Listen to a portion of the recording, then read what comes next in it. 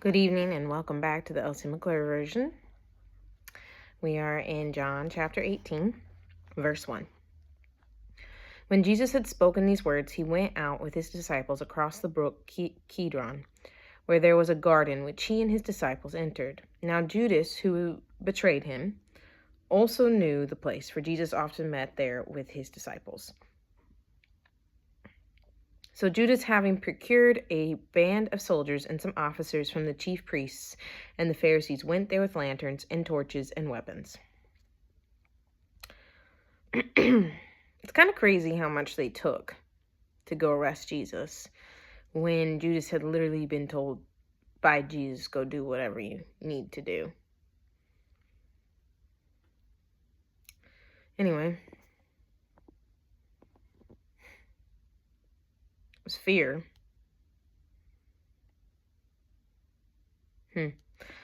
Verse 4, Then Jesus, knowing all that would happen to him, came forward and said to them, Whom do you seek? They answered him, Jesus of Nazareth. Jesus said to them, I am he. Judas, who betrayed him, was standing with them.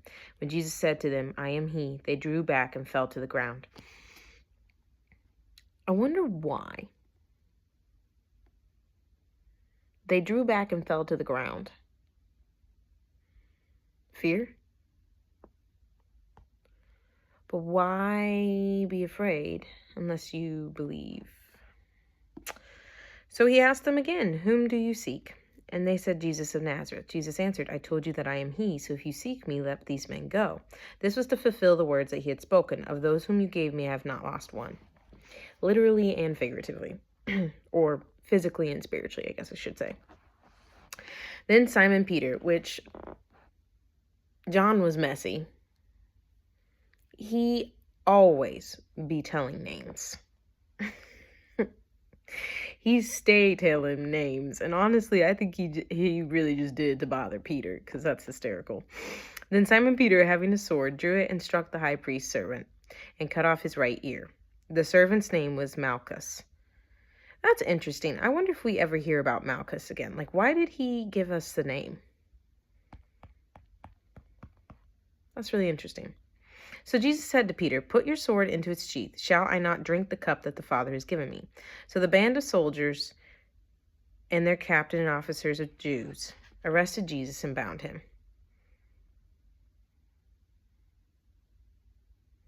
It doesn't tell us here that Jesus heals his ear, but in the other Gospels it does.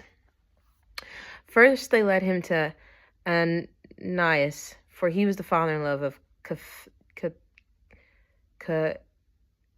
Caiaphas. Y'all have your Bibles in front of you. You can read it. Who was high priest that year. It was Caiaphas who had advised the Jews that it would be expedient, the word's halfway on my page, that one man should die for the people. Yeah, that didn't go the way y'all thought it would. Simon Peter followed Jesus, and so did another disciple. Since that disciple was known to the high priest, he entered with Jesus into the courtyard of the high priest. It's interesting that John doesn't tell us who the other disciple is yet.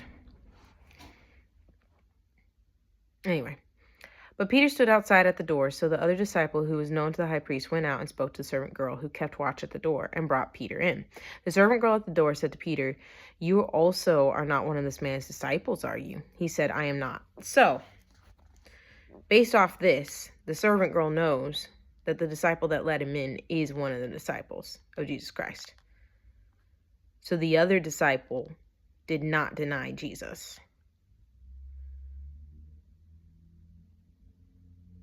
I think it's interesting that Peter is the one that denies him, but Peter is the one that he builds his church on this rock. And he is the leader of the apostles in a sense, right? Like he kind of has that. I know I'm talking about the future, but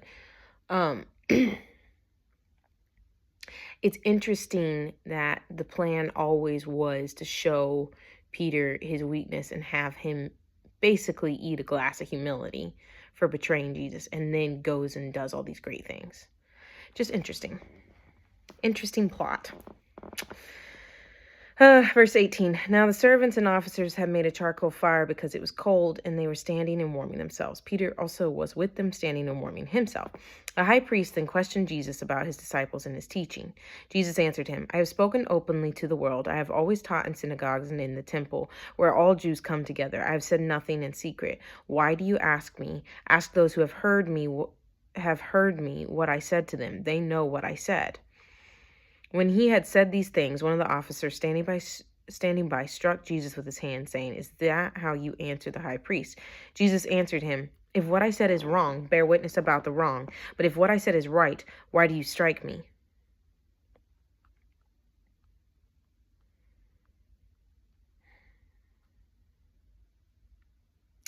It was a common way Jesus would phrase things. He was like, For which of these miracles are you going to kill me for? As much as I don't agree with throwing pearls before swine, Jesus did check people. He reality checked them often. He didn't antagonize, but he'd check them. He'd be like, what did I do wrong? Tell me. Never could, but verse 24. Ananias then sent him bound to Caiaphas the high priest. So his dad sent it to him. Why did he even go to Ananias? Verse 25. Now Simon Peter was standing and warming himself. So they said to him, You are not one of his disciples, are you? He denied it and said, I am not. One of the servants of the high priest, a relative of the man whose ear Peter had cut off, asked, Did I not see you in the garden with him? That's kind of funny. I just love that John added that part. For context. The relative of the man Peter had cut the ear off. And that's, I think, partially why he adds the part that it was Peter that cuts the ear off and then the name and all that stuff. But it is still really funny because you can get the point across without pointing out that Peter was the one who did it. Anyway, 27. Peter again denied it, and at once a rooster crowed. That sucks. Then they led Jesus from the house of Caiaphas to the governor's headquarters. It was early morning. They themselves did not enter the governor's headquarters so that they would not be defiled, but could eat the Passover. Because he was a Gentile.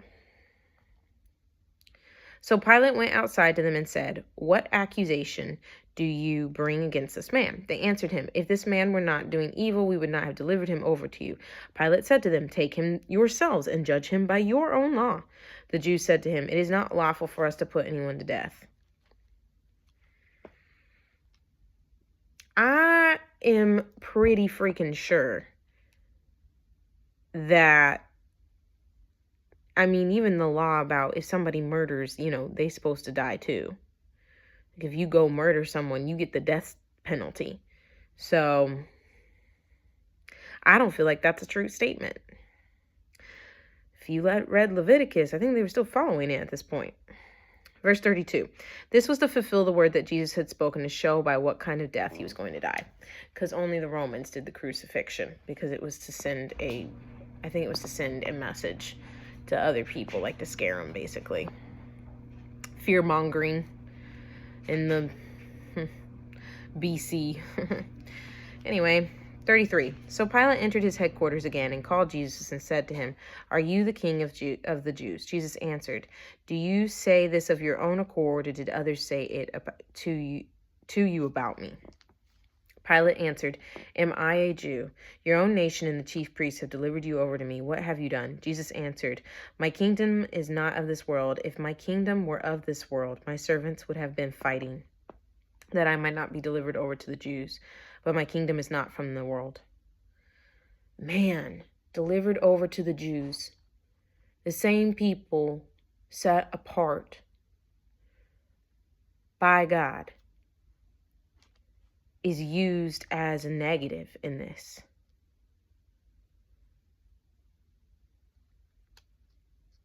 That's Isaiah there for you.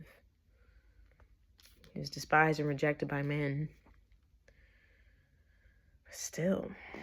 Verse 37, Then Pilate said to him, So you are a king? Jesus answered, You say that I am a king. For this purpose I was born, and for this purpose I have come into the world, to bear witness to the truth. Everyone who is of the truth listens to my voice.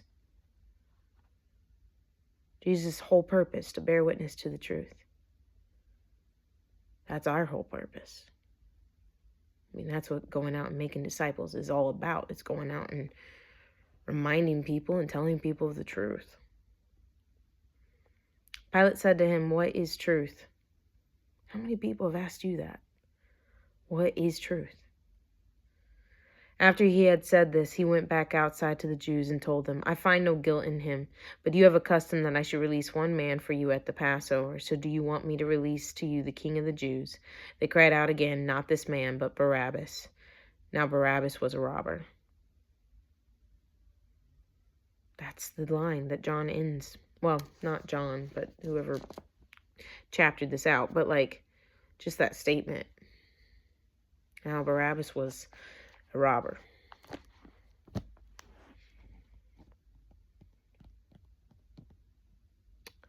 What is truth? That was Pilate's question before he was like, I don't find any guilt in him. How many people do you pass by on your daily walk who is questioning what is truth? And do you really know what truth is? Because if the truth sets you free, and the truth is Jesus, and really the question is, what is Jesus? Who is Jesus?